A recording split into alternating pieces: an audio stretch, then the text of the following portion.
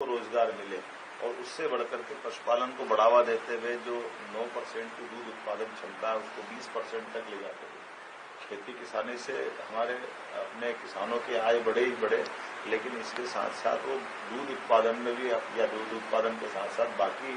इससे जुड़े हुए दूसरे व्यवसाय उनके साथ उनकी आमदनी बढ़े, इस पर भी निर्णय करने के लिए हमने काफी हद तक इस पर आज हमारे मंथन में विचार हुआ है। शहरों को आर्थिक रूप से कैसे समृद्ध बनाए, अर्थव्यवस्था को सुदृढ़ कैसे करे, इस कल्पना पे भी बात करने के साथ जो शहर के आसपास के बढ़ने वाले विकास और उसमें निर्वाचित एजेंसियां भी, कैसे निर्वाचन की एजेंसियां, मान लो नगर पालिका है तो नगर पालिका के पास में नगर निगम वो अपनी कैसे बनेगी,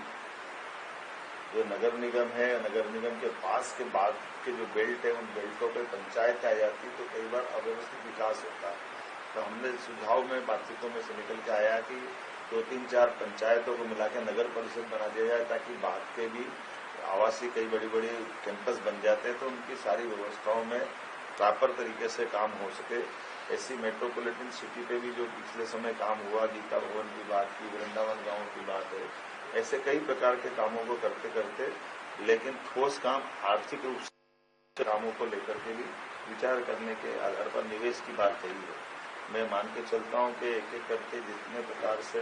विचार हुए, खास करके नवकरणीय ऊर्जा, अब नवकरणीय ऊर्जा में हमारे पास अपने बजट के माध्यम से किसानों के लिए खास करके अभी पिछले समय हमने अनाउंस भी किया था, इस पर हम काम कर रहे हैं कि हमारे किसान जो टेम्परेरी कनेक्शन लेते हैं, जिनके पास स्थायी कनेक्शन के भी पैसे नहीं है, तो कम से कम ऐसे लोगों को हम सोलर पंप देकर पहली प्रायोरिटी से उनको अपने स्थायी रूप से ही कनेक्शन एक तरह से मिलेगा और एक बार वो सोलर पंप ले लेते तो भविष्य में उनको बार बार बिजली का साल में बिल भरने की कष्ट से भी मुक्ति मिलेगी, ये उनकी मदद होगी। इसी प्रकार से हरित अर्थव्यवस्था जिसमें अवसरों को पहचानना हमारे लिए खास करके उनकी अपनी जो आर्थिक रूप से संपन्न बनाने वाला मार्ग में उस तरह से बढ़ने का भी प्लान किया हुआ है। विकसित भारत में खास करके पेंटेड टेक्नोलॉजी में हमने इसमें विचार करा कि ये कैसे हम हासिल कर सकते हैं। स्वच्छता, पुराने इलेक्ट्रॉनिक्स वेस्ट क्या उपयोग हो सकता है रिसाइकिल करने के संबंध में कई अच्छे राज्यों के मॉडल पे भी हमने ला करके बात की है। जैसे हमारे राज्य के अलावा कई मॉडल है जो इसमें काम कर रहे हैं, उनके भी प्लान दिखाए हैं। कुल मिलाकर के एक एक करके सुशासन के लिए सभी प्रकार की योजनाओं में कैसे हमारे विभाग सब काम करे और मध्य प्रदेश को आगे से आगे ले जाए। मैं मान के चलता हूं कि विस्तार से दिन भर आज जो मंथन हुआ उसका लाभ हमारे अपने सभी माननीय मंत्रीगणों के साथ मध्य प्रदेश के स्तर पर ये अपनी सरकार के माध्यम से नीचे तक पहुंचे, इसी उद्देश्य के साथ ये मंथन किया था।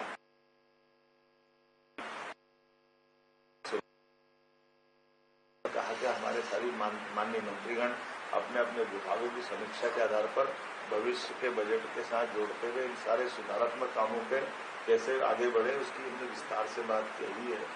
उपलब्ध संसाधनों के साथ भविष्य के लिए नए दरवाजे जिसमें अपने खर्चों को कंट्रोल करते हुए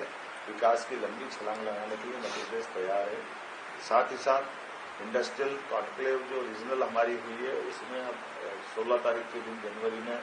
शहडोल संभाग की रीजनल कॉन्क्लेव होने वाली है और फरवरी में हमारी ग्लोबल इंडस्ट्री कॉन्क्लेव रहेगी जिसमें माननीय प्रधानमंत्री जी के माध्यम से इस ग्लोबली होने वाली इन्वेस्टर समिट को प्लान किया गया है। अच्छे ढंग से उसको करेंगे। लगभग 2 माह का समय है, लेकिन तब तक हमारे सभी प्रकार से औद्योगिक निवेश के जो प्रस्ताव है सभी सेक्टर के उसमें ठोस काम करते हुए जो जितना बेहतर से बेहतर हो सकता हो उसमें काम करने की संकल्प लिए। मैं समझता हूं कि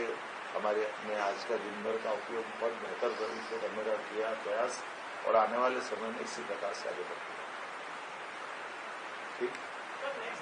आमदनी बढ़ाने के लिए कुछ नए उपाय सोचे थे इस मंथन में? मैंने बताया कहाँ से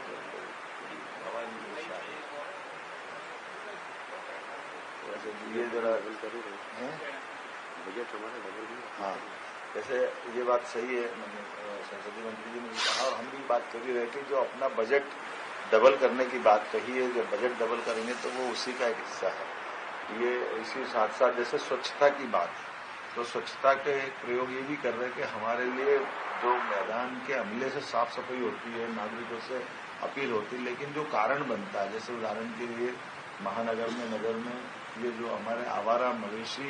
आते हैं, तो नगरीय क्षेत्र में गौशाला खड़ी करते हुए उनके लिए प्रॉपर प्रबंधन करते हुए, न केवल खेतों की फसल के लिए बल्कि नगरीय क्षेत्र में भी स्वच्छता के लिए इस पे काफी अच्छे ढंग से काम भी हुआ है। इंदौर, ग्वालियर, भोपाल, उज्जैन, पहले महानगर की ऐसी एक तरह से जो हमारी बड़ी रचना 10 लाख की आबादी के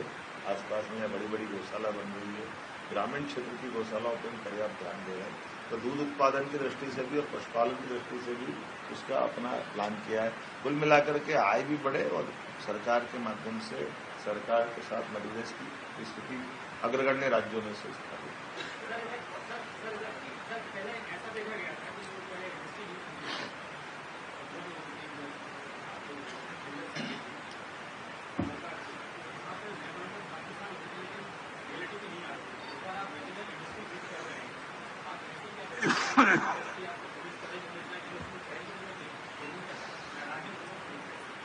देखिए, दोनों बातें हैं। हमने आपने ध्यान दिया तो जो रीजनल इंडस्ट्री कॉन्क्लेव की जा रही है उसमें एक सेशन हमारा इसी बात का रहता है कि बीते समय में किए गए एमओयू के आधार पर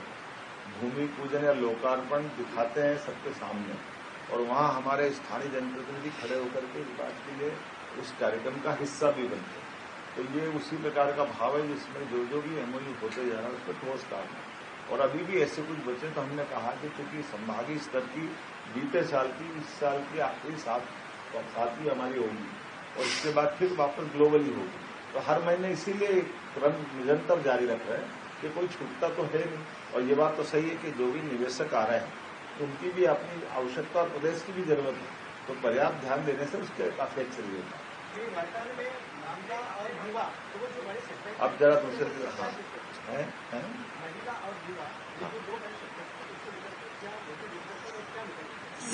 हाँ बिल्कुल सही बात है कि केवल महिला युवा नहीं,